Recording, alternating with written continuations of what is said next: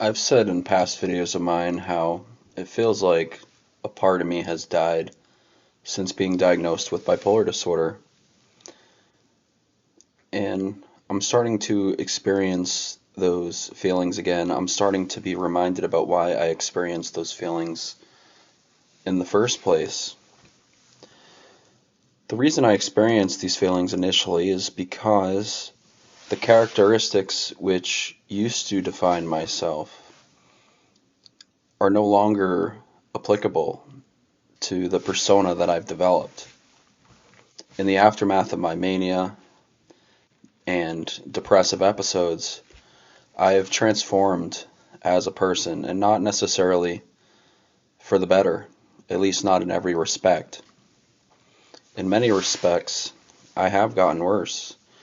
And lately, as I've gone through this school year, the first school year of mine in 4 years, I've started to profoundly miss the person that I used to be. I miss being the person who had it all together, the person who was organized, the person who was conscientious, the person who was on top of all of his responsibilities and executed tasks efficiently and consistently, the person who didn't make excuses, the person who didn't procrastinate and put things off. I'm not that person now, and I don't know if I'll ever be that person again. I don't know the extent to which I can recover that which I've lost, because those characteristics were valuable to me. They were essential to all of the successes I've had in my life. Without them, life is a much more difficult experience to navigate. I'm really struggling this school year. I gotta be honest with you. I'm not failing my classes. I'm still on track to pass my classes and earn credits I need towards graduation. The problem is that the approach I have towards my education is so incredibly different than the approach I've utilized in the past.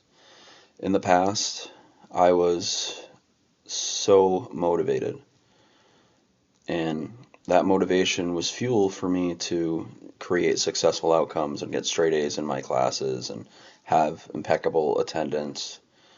Of course, this is excluding the manic episode, but that's not the case now.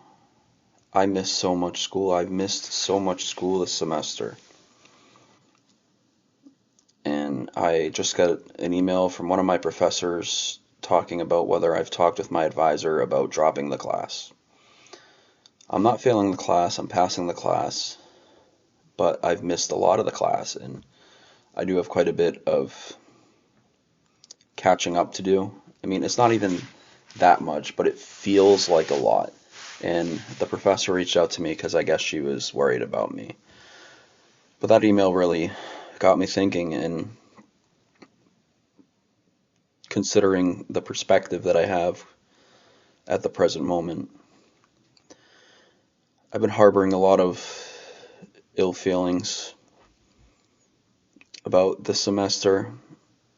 Things started off incredibly strong, and I was on pace to have a phenomenal semester, a first semester back in 4 years. You know, in the countdown, the college videos that I've uploaded, I talked and shared about my excitement for returning to school, and it's still there. I'm still grateful to be back in school, but I'm starting to have doubt about whether or not this was the perfect time to return. And that's the key word I want to focus on in this video is perfect. I recognize that not everything has to be perfect, but it's impossible for me to be oblivious to the point that I could have waited a little longer. There was no particular reason why I had to rush and return to school now. I could have waited another semester, another year even, a year to focus on weight loss, to get myself in good physical shape, a year to try to adapt and get accustomed to the routines that I would need to be accustomed to in order to be a successful student academically at the university level.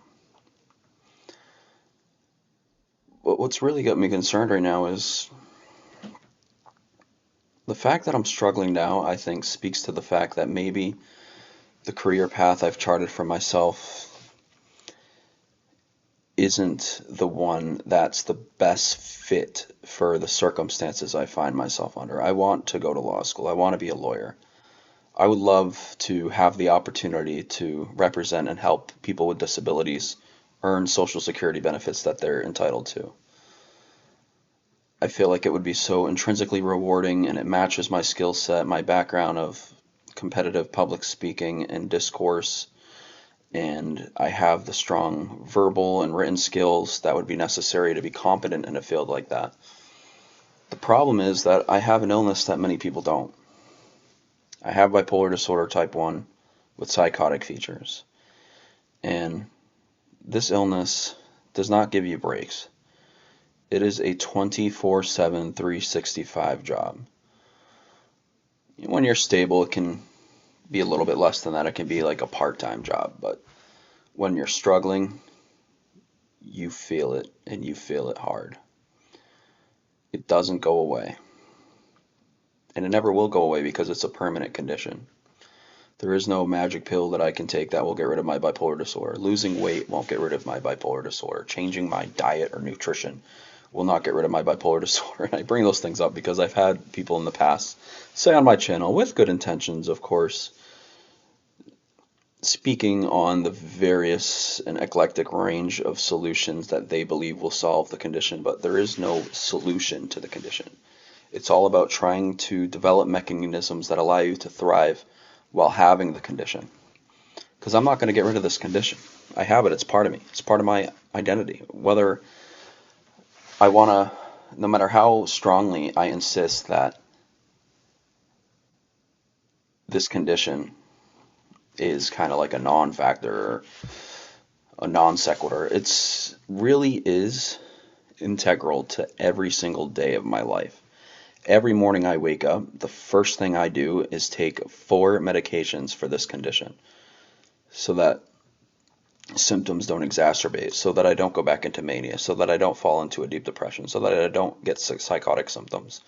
I have to take 4 medications every single morning just for the hope that I can feel normal, just for the hope that I can be stable that day. And even with doing that, as I've learned earlier this semester, there's no guarantee that that will be the case. I had to have a medication adjustment earlier this semester because I went into a hypomanic episode. I had an acute mixed episode of mania and depression. Thankfully, I didn't experience any psychotic symptoms, but I went without sleep. I had racing thoughts. I was speaking incredibly fast. And it impaired my productivity, hampered my ability to focus and lock in on the things I needed to focus and lock in on, such as school. So what's the plan of action going forward? Well, this is going to sound crazy to you, but I have to modify my expectations. I have to find more balance in my approach towards my education. I have to remind myself that it's okay to have one rough semester. And by rough, I mean passing all my classes. And you know what? At the end of the day, if I end up with B's this semester, there's a saying that one of my counselors recently iterated to me, and that is, B's get degrees. At the end of the day, I'll still get my degree even if I have a couple B's on my transcript this semester. It will make getting into a competitive law school a lot more complicated, but maybe that's not even the best route for me to begin with. I'm not giving up on my dreams of becoming a lawyer just yet, but I think it's rational and makes sense to have a backup plan in place in the event that I decide to pursue a different avenue in my life, career-wise. In the event that I decide that this is not the best fit for me, and there's other fields that are more compatible with myself and the circumstances I deal with on a daily basis. So why am I making this video? Well, I just wanted to open up and be real with you all about what I'm going through, how I'm thinking right now.